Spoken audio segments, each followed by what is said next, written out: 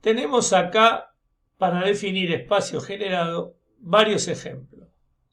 Vamos a tomar el ejemplo 2 con números romanos. Entonces, vamos a ver qué se observa acá.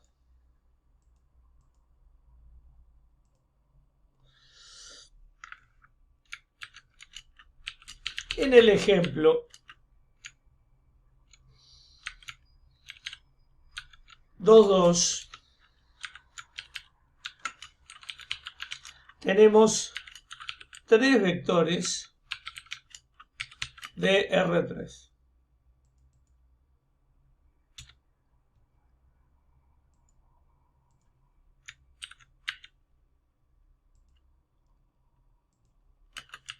Con lo cual podemos generar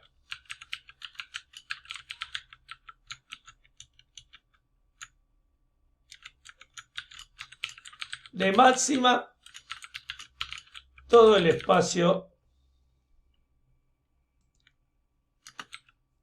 tridimensional R3.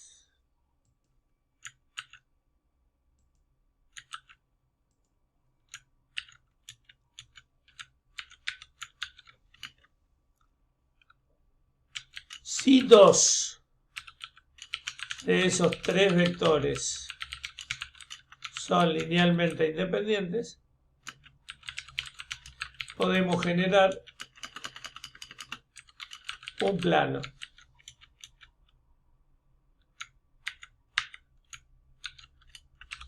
de mínima si uno solo es linealmente independiente, es decir, si los otros dos son múltiplos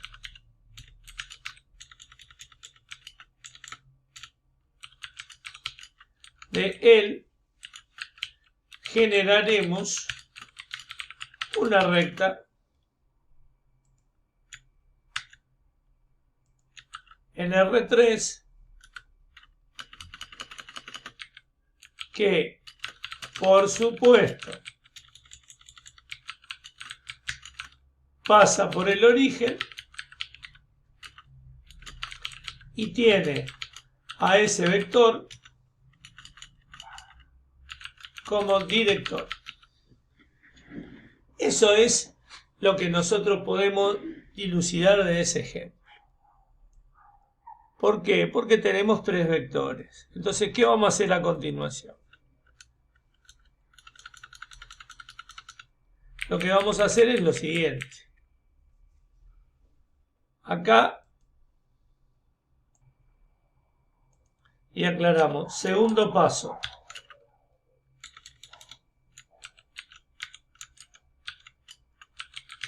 Para encontrar el sistema de generadores, tomamos los elementos del conjunto A y armamos una, y acá viene lo importante, combinación lineal genérica. ¿Qué significa eso?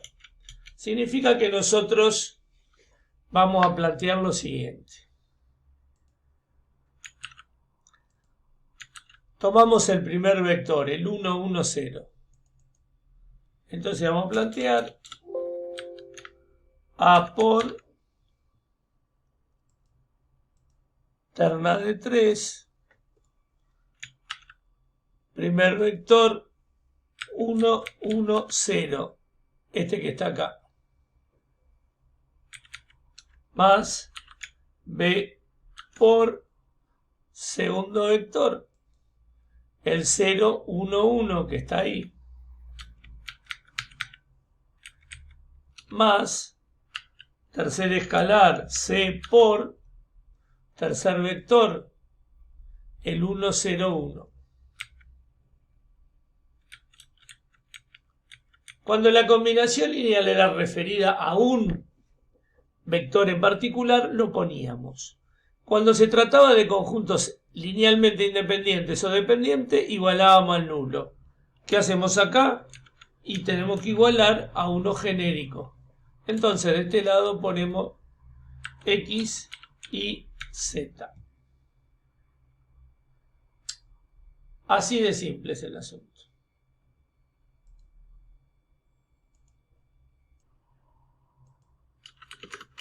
Aquí aclaramos.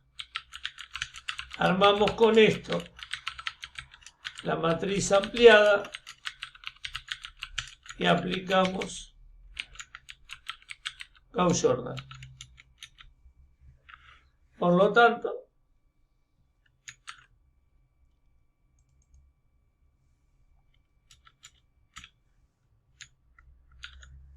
armamos nuestra matriz de un lado 3×3, del otro lado 3×1. Acá, primer vector columna, 1, 1, 0. Segundo vector columna, 0, 1, 1. Tercer vector columna, 1, 0, 1. El genérico, X y Z. Y como de costumbre, aplicamos Gauss-Jordan a ver qué ocurre. Empezamos como siempre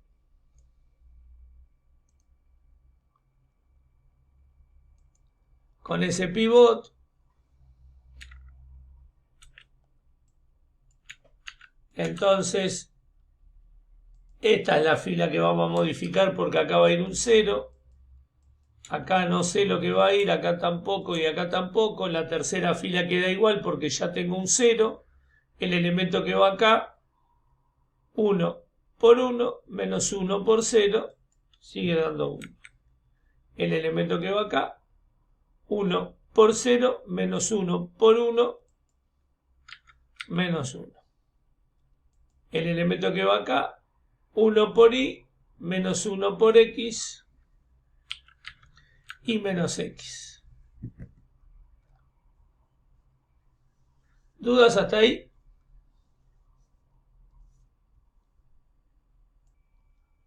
Arrancando de la expresión original, fuimos aplicando Gauss-Jordan hasta que llegamos acá, haciendo todos los cálculos como siempre. Esto, aunque recién omití grabarlo, lamentablemente, son cálculos que ya conocen. Primero usamos este 1 pivot, después que triangulamos con este, elegimos este arbitrariamente, puesto que podíamos haber elegido este o este, simplemente para mantener el orden de la diagonal principal cuando ello es posible, hasta que llegamos a esta expresión. Acá hay una cosa importante.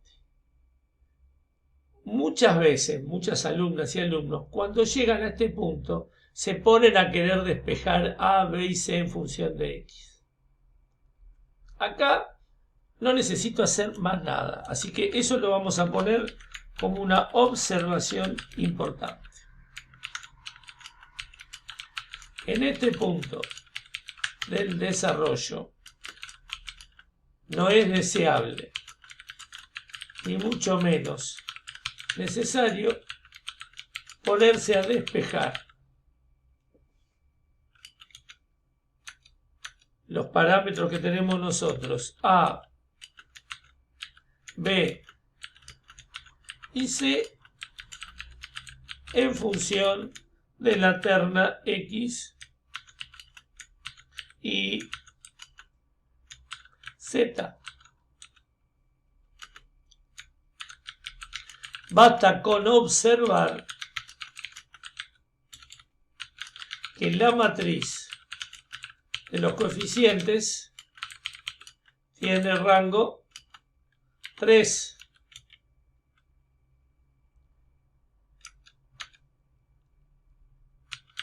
La ampliada también, porque no sabemos cuáles son los valores de X y Z, pero sí sabemos que ninguna de estas, aunque valgan todas 0, me va a dar otro rango que no sea 3 en la ampliada también. Y el número de incógnitas es 3 por los 3 parámetros A, B y C.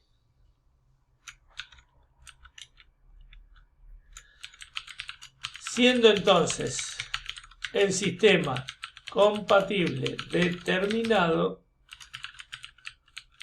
concluimos que al tener solución única, los 3 vectores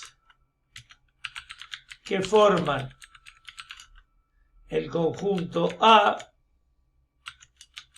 son linealmente independientes. Y por ser además 3 vectores, generan todo el espacio vectorial R3.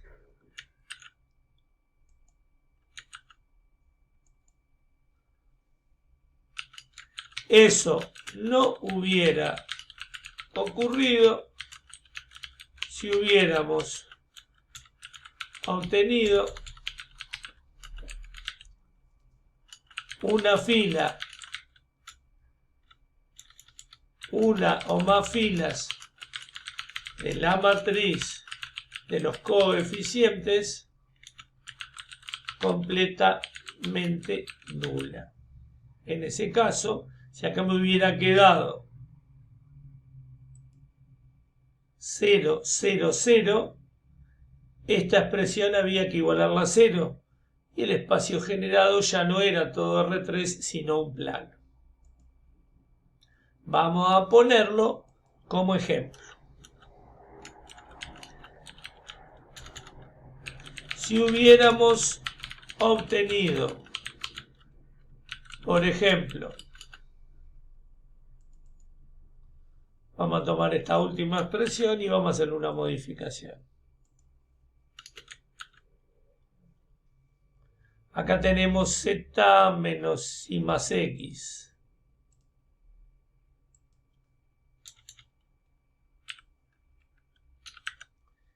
Y acá un 0.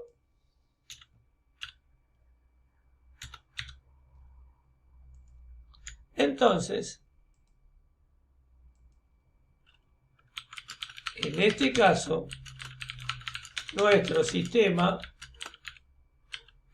no hubiera sido compatible determinado, sino compatible indeterminado si y solo si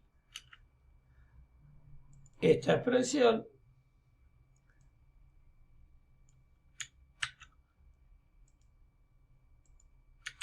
z menos x más y necesariamente tendría que haber sido igual a 0, porque si era distinto de 0,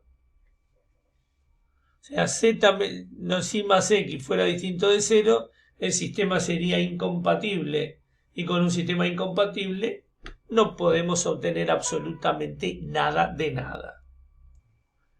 O sea, en el ejemplo 2.5 vemos que aparecen 3 matrices de R2 por 2. Algo de R2 por 2 se va a generar, que no sabemos bien. Pero ¿qué hacemos? La combinación lineal. ¿A qué va igualada? Al espacio matricial genérico de R2 por 2. Y hacemos el mismo trabajo que hicimos acá. Ahora, observación.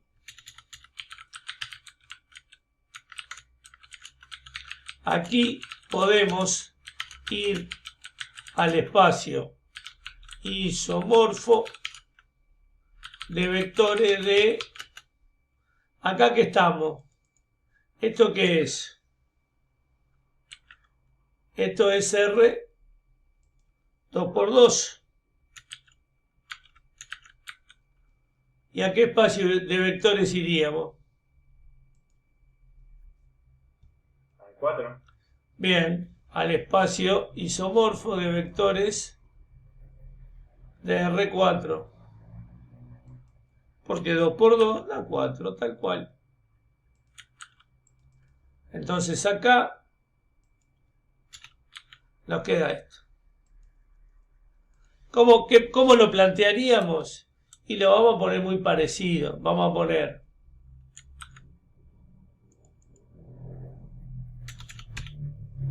A por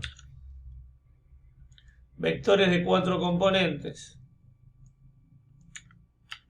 Y empezamos 1, 0, 2, 1. En ese orden.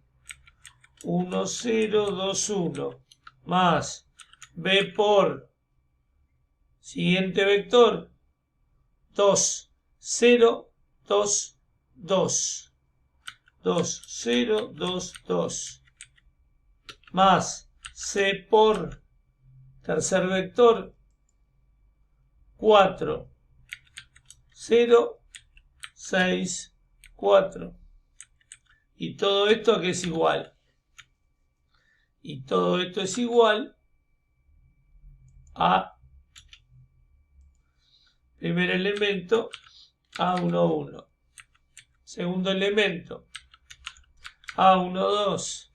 Tercer elemento A2, 1. Cuarto elemento A2, 2. Y de nuevo aplicamos Gauss-Jordan.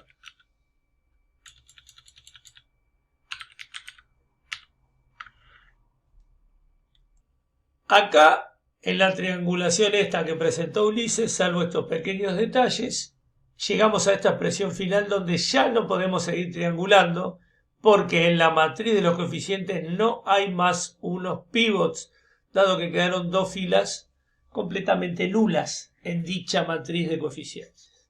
Por lo tanto, para que el sistema sea compatible indeterminado, la única forma de que eso ocurra es que esto valga 0, A1, 2 valga 0, y esta diferencia de elementos de la matriz genérica también tiene que ser 0. A2, 2 menos A1, 1 igual a 0.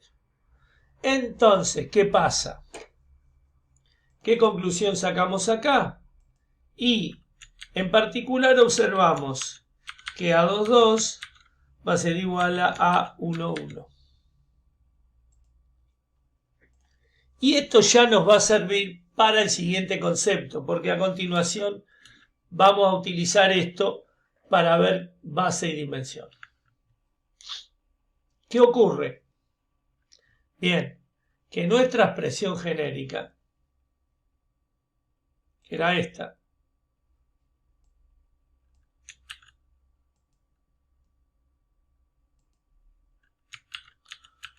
obtenemos entonces esto. ¿Y qué va a pasar acá?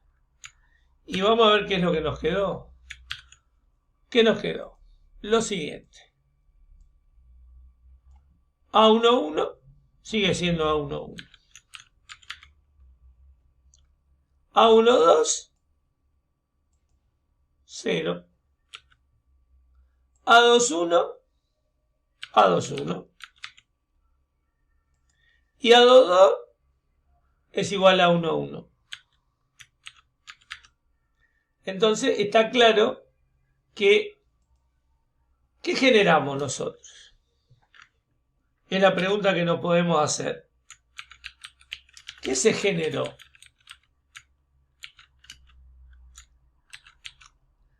De todo el espacio matricial de matrices cuadradas R2 por 2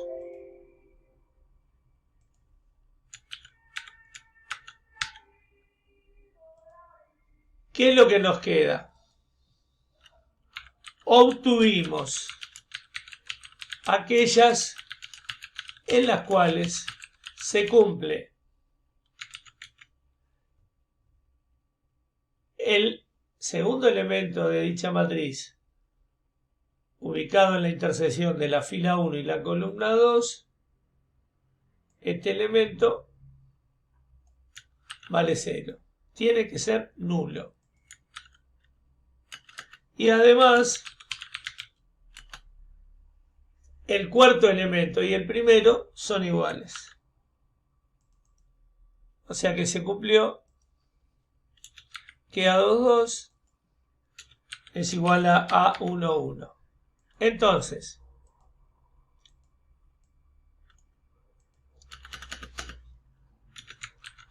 por ejemplo,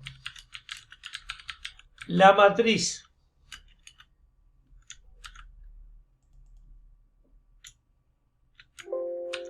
M igual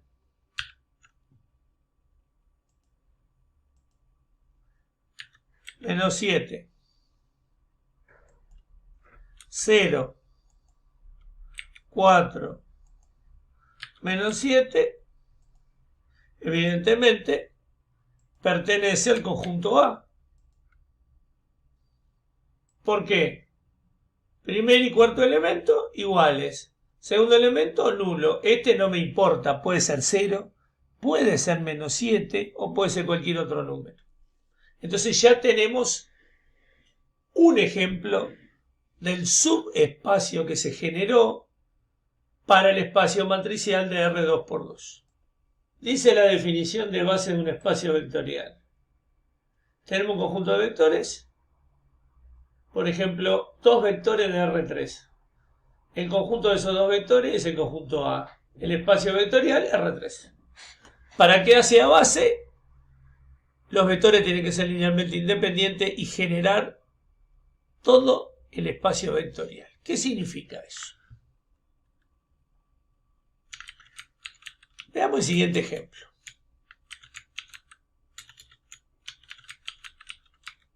Para entender de qué estamos hablando. Sea, pongamos que el conjunto A está formado por 1, 0, menos 2, 0, 1, 5. 0 menos 1, 5. ¿Qué es lo que observamos nosotros acá?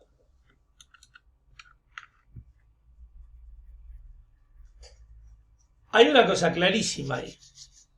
Primero, tenemos dos vectores de R3 que tienen una particularidad.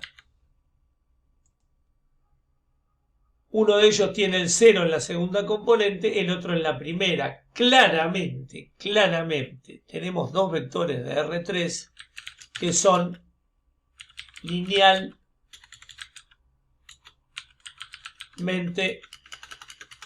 independientes.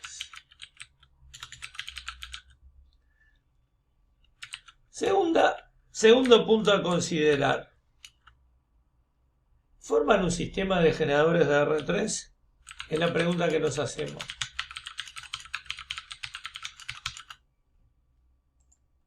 La respuesta es que no. ¿Por qué? Por una razón muy simple. Para hacer sistema de generadores de R3 tendrían que ser 3. O sea, decimos, la respuesta es no, porque para que un conjunto de vectores de R3 genere todo ese espacio vectorial, deben ser 3 vectores linealmente independientes. Y aquí apenas tenemos 2, con los cuales, ¿qué podríamos generar con esos 2 vectores? Un espacio en R2.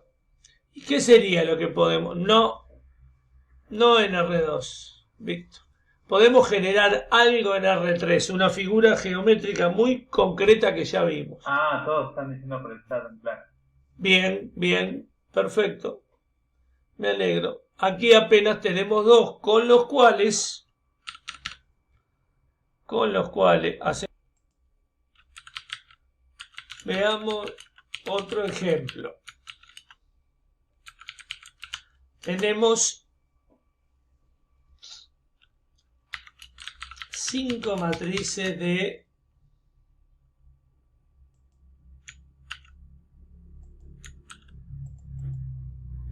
R 3×2.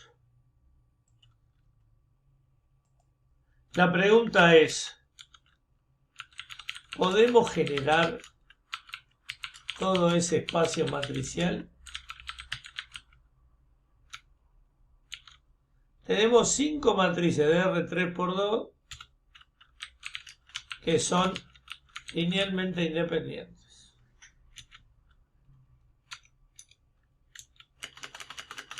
¿Podemos generar todo ese espacio matricial? El conjunto A está formado por estas 5 matrices. SLI cumple la primera condición. ¿Generan todo ese espacio matricial?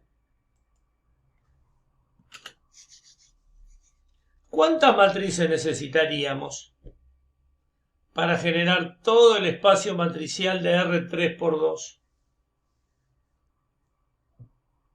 Por lo que acaba de decir Gonzalo.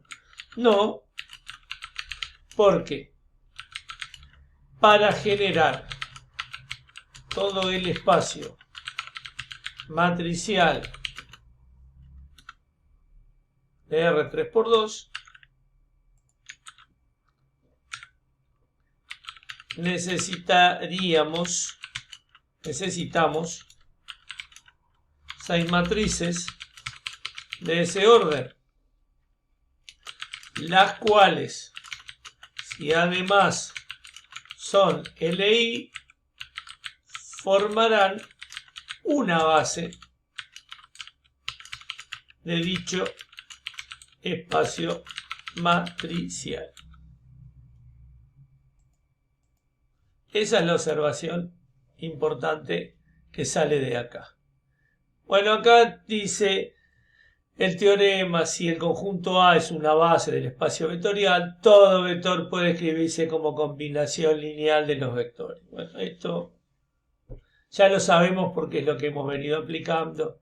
Tiene una demostración que por supuesto nosotros acá la ignoramos y vamos a lo que nos interesa. ¿Cuál es la dimensión de un espacio vectorial? Y la dimensión es la cantidad de vectores de cualquier base. A eso vamos a llamar dimensión. Es decir, a nosotros nos pueden dar un conjunto, como pasó acá. Esto lo vamos a sacar de acá porque no lo voy a usar ahora. A nosotros nos pueden dar un conjunto como nos dieron acá, en el ejemplo 2.5. Y nosotros obtuvimos una expresión. Vamos a volver a este ejemplo.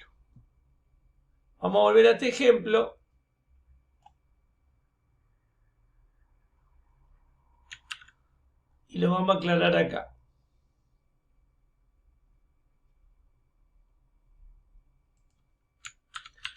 Volviendo al ejemplo 2.5,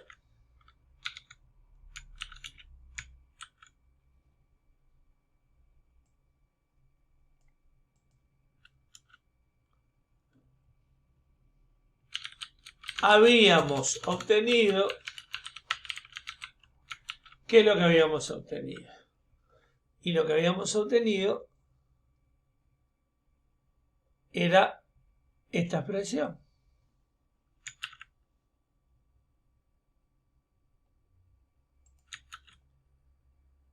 ¿Qué es lo que vamos a hacer?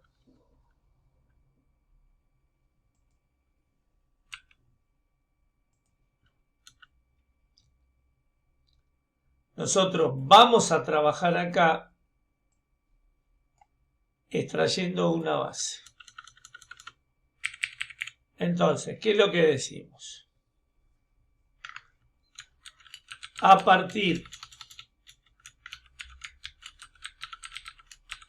de esta última expresión, obtendremos una base y la dimensión del conjunto que estaba formado por estas cuatro matrices, que lo vamos a copiar rápidamente acá y vamos a poner que ese conjunto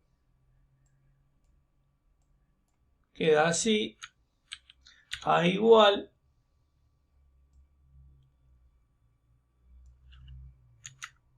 me abro una llave acá y ya sé que lo único que tengo que hacer es poner punto y coma, punto y coma,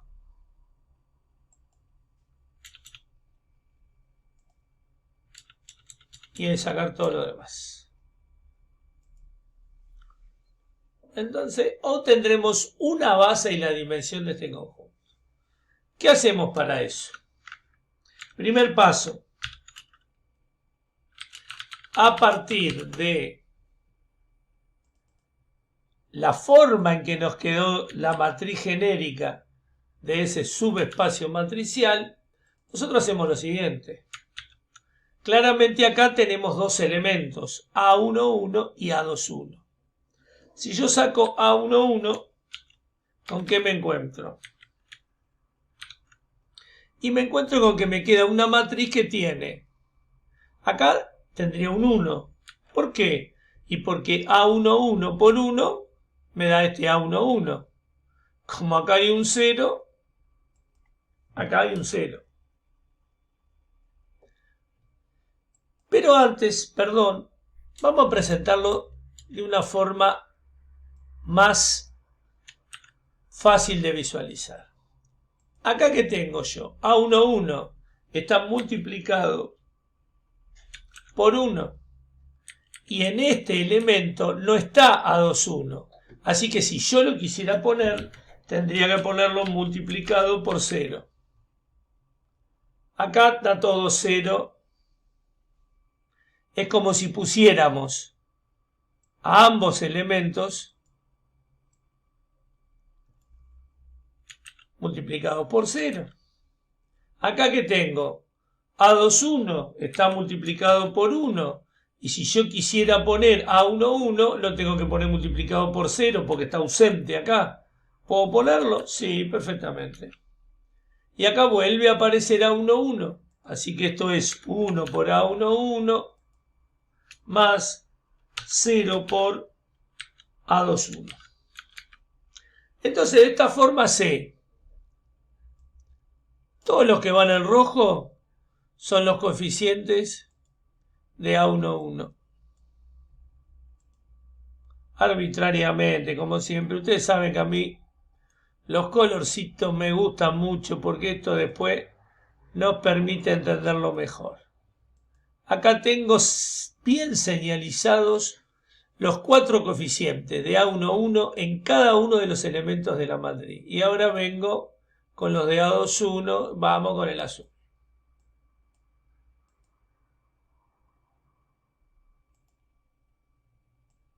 Y ahí queda claramente diseñado, claramente diferenciados los elementos de cada una de las dos matrices que van a formar la base. ¿Qué quiere decir? Que de los cuatro elementos originales que había en la matriz, A11, A12, A21 y A22, resulta que terminaron quedando solamente dos. Son las variables que se llaman libres. Concepto que quienes estén en civil y mecánica les va a ser muy útil. ¿Qué hacemos a continuación? Y ponemos cómo nos queda A11 y A11 va a ir con toda la matriz acá adentro. Está formada por los correspondientes coeficientes, que son 1, 0, 0 y 1, más A2, 1, que va multiplicada por la matriz de los coeficientes azules, que son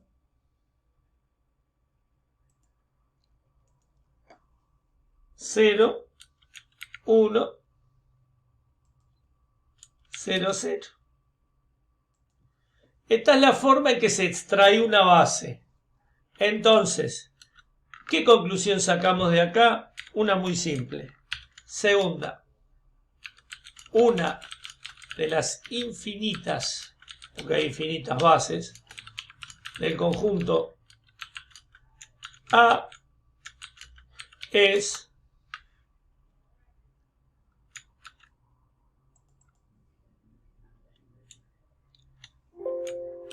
la base está formada por estas dos matrices. Vengo acá. Ya me copio las dos de una. Más fácil.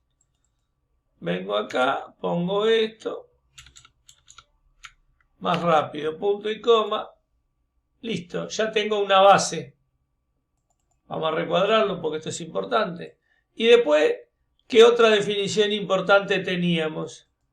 Y la otra definición importante es que la dimensión de un espacio o subespacio vectorial es la cantidad de vectores de cualquier base del mismo.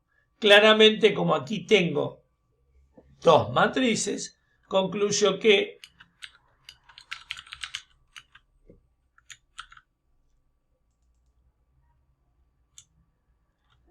la dimensión del conjunto A es 2. Así de simple. Así que acá guardo esto y con esto terminamos base y dimensión. La interpretación geométrica de la intersección entre dos subespacios nos dice: en el plano en R2, al intersecar dos rectas puede pasar tres cosas. Si las rectas son paralelas no coincidentes, la intersección da el conjunto vacío. No tiene ningún elemento común. Si son paralelas coincidentes, las dos rectas en realidad son una sola. Así que la intersección es cualquiera de ellas. Y si se cortan en un punto, solo se pueden cortar en el origen. La intersección es el origen. Vamos al espacio tridimensional. Si los planos son paralelos, no coincidentes, la intersección vacía. Si son paralelos coincidentes, los dos planos son uno solo, así que la intersección es el mismo plano. Y si se cortan en una recta, esta tiene que pasar por el origen. Básicamente, cuando hablamos de intersección de subespacios con interpretación geométrica incluida, va a pasar alguna de estas cosas. No hay más cosas para pasar. Ahora, si hablamos de subespacios matriciales, de subespacios de polinomios, ahí la historia es distinta.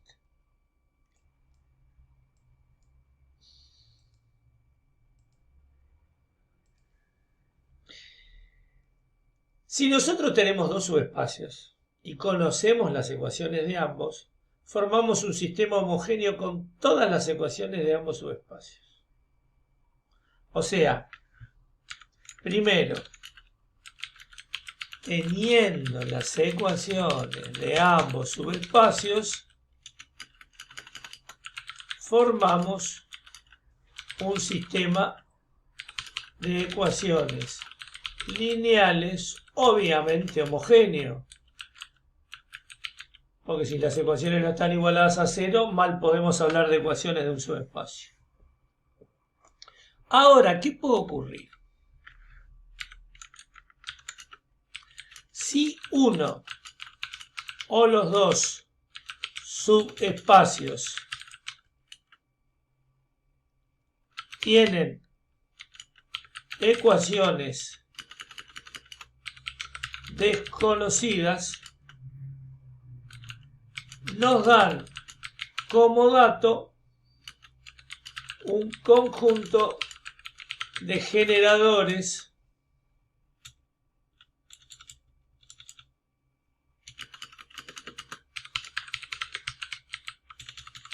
de ambos subespacios. Y previamente debemos hallar la o las ecuaciones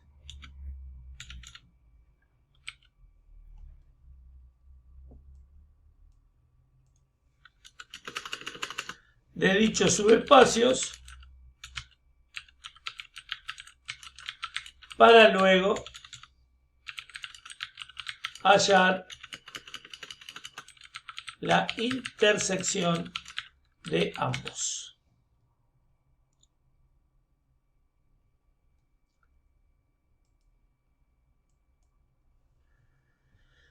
Ay, ay, ay, ¿a dónde me fue la grabación? En este ejemplo 1, en cada uno de los ítems nos dan dos subespacios. Acá ya tenemos las ecuaciones. En el primero tenemos x menos y igual 0, y igual 0. En el segundo, x menos y más z igual 0, 2x menos y más z igual 0. En el tercero, dos ecuaciones con matrices, con elementos de la matriz, pero sigue siendo un sistema de ecuaciones homogéneo. El problema es el 4. En el ejemplo 1, 4, tenemos la ecuación de S1.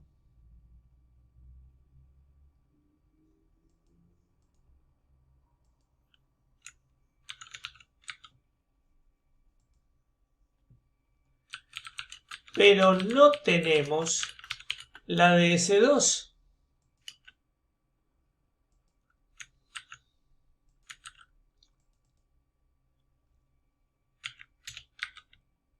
Entonces,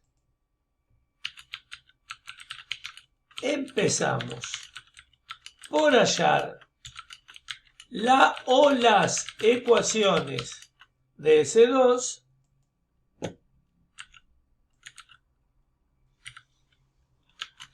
a partir de su sistema de generadores. Entonces, ¿qué decimos nosotros? Y está clarito que tengo que trabajar con los generadores de S2 y ver qué pasa. Hay una cosa importante que podemos ver ahí. Está más o menos claro que son dos vectores de R3 linealmente independientes. Eso nos va a garantizar que la ecuación de C2 sea otro plano, como la de C1. Entonces, ¿qué hacemos nosotros acá? Venimos y planteamos esto. Primer paso. Para S2, ¿qué hacemos?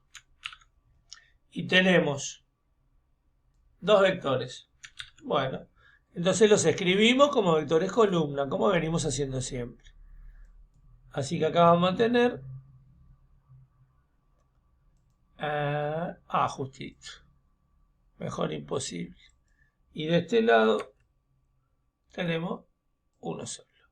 Primer vector columna, menos 3, 0, menos 3. Segundo vector columna, 1, 1, 1. Terna genérica, x, y, z. Podemos arrancar ya directamente acá. ¿Qué nos ahorramos aquí hacer? Y nos ahorramos plantear que a por el menos 3, 0, menos 3, más b por el 1, 1, 1 es igual al x y z. Nos estamos ahorrando el planteo de presentar la combinación lineal genérica. Comenzamos con este 1 pivot. Hicimos esta triangulación. Y después nos dimos cuenta que el único 1 que podíamos tomar como pivot era este 3. Multiplicamos todo esto por un tercio, quedó en 1 pivote acá. Acá ya tenemos un 0, generamos un 0 acá, quedó toda esta expresión.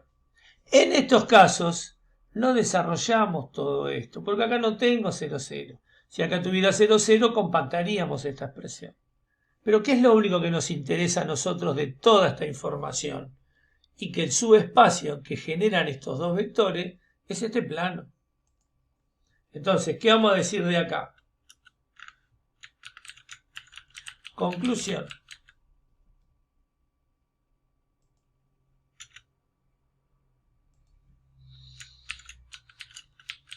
El subespacio generado por los vectores dados es, nosotros venimos acá y escribimos S2, dos puntos, abrimos la llave, abrimos paréntesis, X, punto y coma Y, punto y coma Z, pertenece a R3, tal que menos X más Z es igual a 0. Ahí me armé de la ecuación del segundo subespacio. ¿Ya tenemos las dos ecuaciones? Sí. Segundo paso. Ahora resolveremos el sistema homogéneo que permitirá hallar la intersección de ambos subespacios vectoriales. Entonces, ¿qué tenemos nosotros? Y tenemos que nuestro sistema está formado por menos 3i más 2z igual 0. Menos x más z igual 0. Entonces, ¿qué otra cosa observamos? ¿Qué conclusión sacamos de acá? Y de acá sacamos como conclusión lo que ya habíamos visto antes. Acá, en R3, si intersecamos dos planos, si los dos planos se cortan en una recta, esta recta pasa por el origen. Está claro que estos planos no son paralelos porque los vectores normales nos lo dicen. Menos 1, 0, 1, 0, menos 3, 2. Está claro, no son paralelos. Entonces, vamos a poner esa observación. Analizamos la posición relativa de ambos planos. No son paralelos, puesto que sus vectores normales son, vamos con N1 primero, llamémosle N1, respecto del primer plano 0 en X, menos 3 en Y, 2 en Z. Y N2, menos 1 en X, 0 en Y, 1 en Z. Sus vectores normales son N1 y claramente no son paralelos entre sí.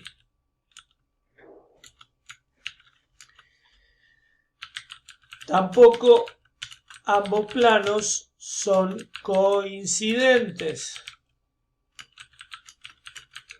por lo que la única opción que queda es que su intersección sea una recta que pasa por el origen y cuya ecuación vamos a obtener. ¿Qué hacemos? Y lo de siempre. Venimos acá, Armamos una matriz ampliada. De este lado tiene 2 filas, 3 columnas. Y del otro lado tiene 2 por 1.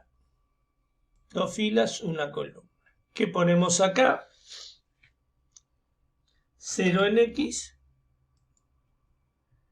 menos 3 en Y, 2 en Z. De este lado ya sabemos que se pone 0, menos 1, 0, 1, también se pone 0 y sabemos que esto en realidad, para triangularlo, se hace directamente 0 menos 1,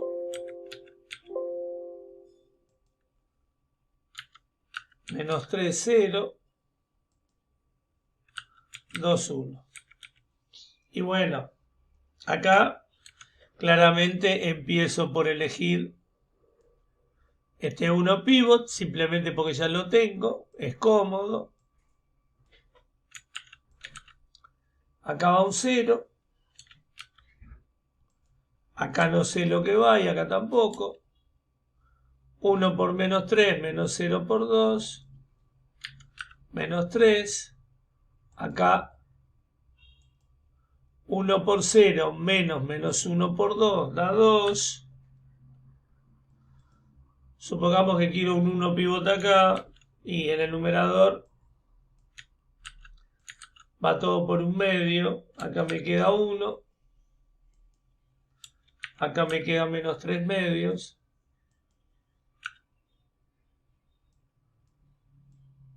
Este 1 es el que ahora voy a elegir como pivot. El otro dejó de serlo automáticamente.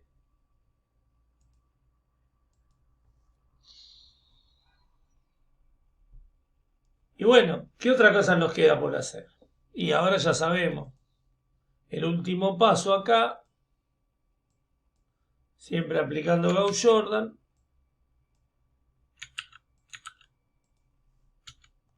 Acá me queda un 0. Acá me queda 1 por 0 menos 1 por menos 3 medios. Queda menos 3 medios. Y acá me queda 1 por 1 menos 1 por 0, 1. Y acá el asunto está terminado. La pregunta es la de siempre. ¿Qué información le sacamos a esa expresión? La respuesta es: nota de esta última matriz triangulada, extraemos la siguiente información. La copiamos de acá.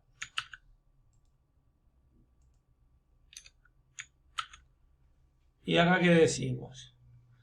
Y tenemos dos cosas para ver.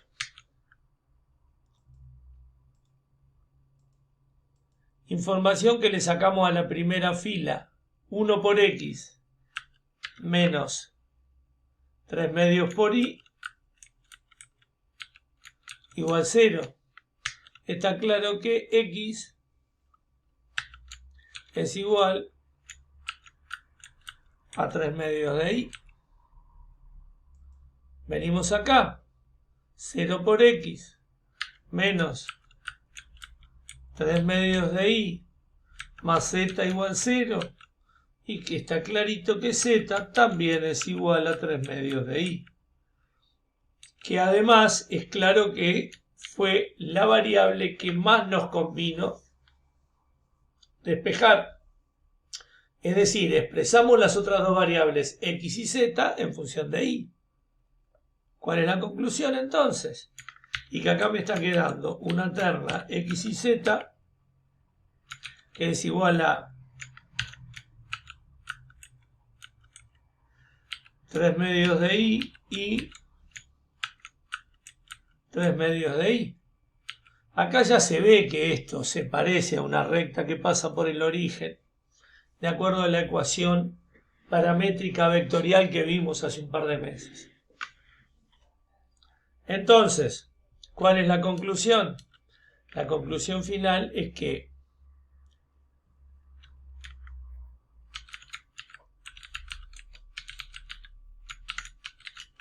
el subespacio intersección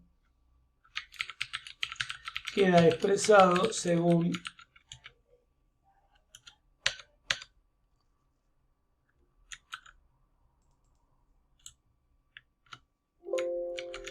S1 intersección S2 igual, abrimos una llave, X, Y, Z pertenece a R3,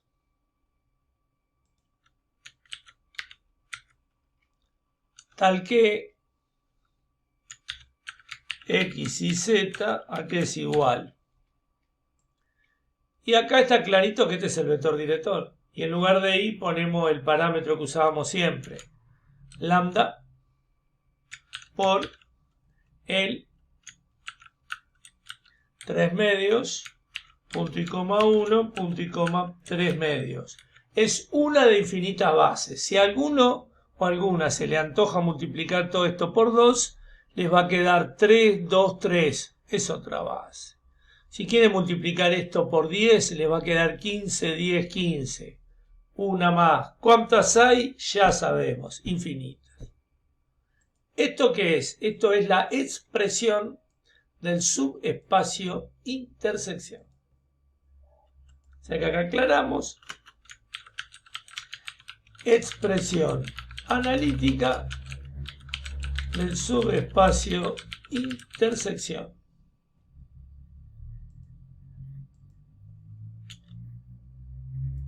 Ahora nosotros nos preguntan, ¿y una base? La pregunta siguiente es, ¿cuál sería una base de dicho subespacio? Está bien claro que una base es el director. Entonces, ¿cómo expresamos eso? Bueno, decimos que una base de S1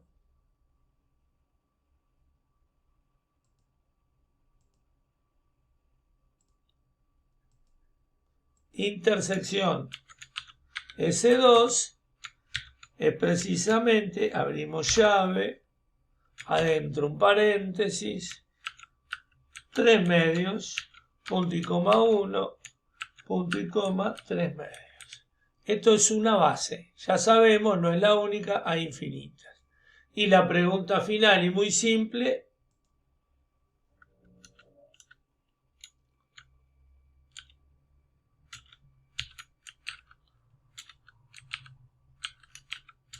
¿cuál es la dimensión del subespacio de intersección?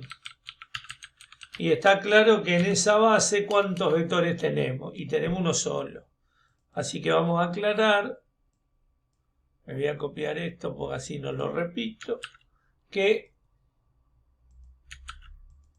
la dimensión del subespacio intersección es la cantidad de vectores linealmente independientes que tiene, que obviamente es 1. Ahí pudimos extraer una base y la dimensión del subespacio intersección.